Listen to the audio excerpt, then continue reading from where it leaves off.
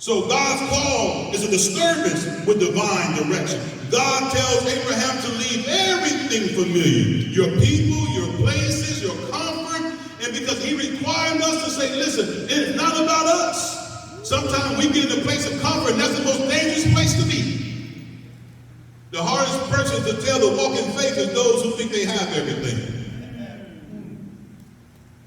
Those who think their pockets are full. Those who think that why would I give up this 5-bedroom, 6-bathroom house? Do they make those? I'm assuming they do. I ain't got one. Why would I give up this nice car just to go and do what God called me to do? God says, listen, whatever I tell you to walk away from, you need to know I got something better in store. Now let me tell you a secret.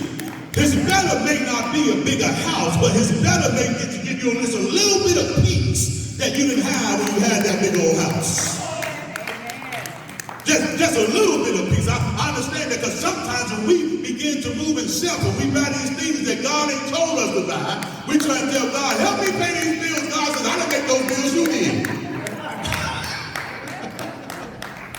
I didn't tell you to buy that condo, $1,200 condo. I didn't tell you to do that. You went and bought that. Amen.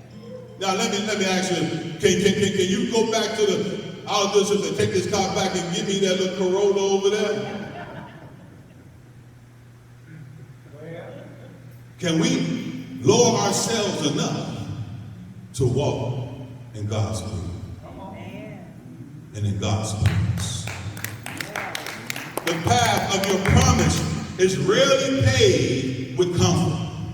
When God is taking us through a transitional period, you can understand and believe that you're going to go through some uncomfortable moments. Listen, some of y'all ain't willing to go because you know it's going to be uncomfortable. But I understand that I preach the message moving from your mourning to your mourning to your glory, and that is what God requires, that we move in a place that may be uncomfortable for now, that we may be able to be in God's glory. Wait a minute, I got to give up something? First thing you got to give up is your pride. Second thing you have to give up is your mouth. Amen.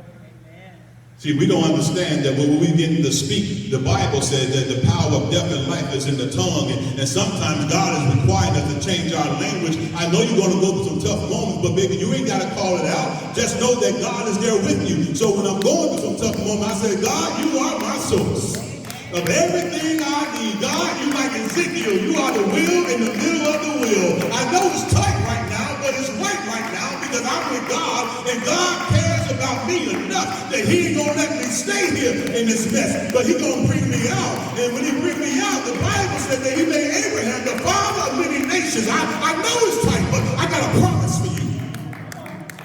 Don't give up on God's promise.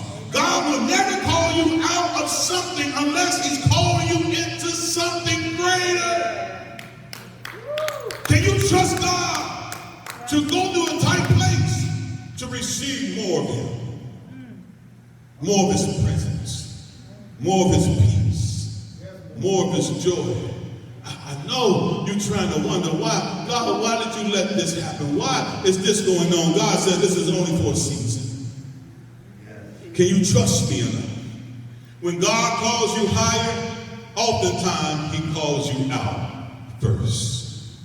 When God calls you higher, oftentimes he calls you out first.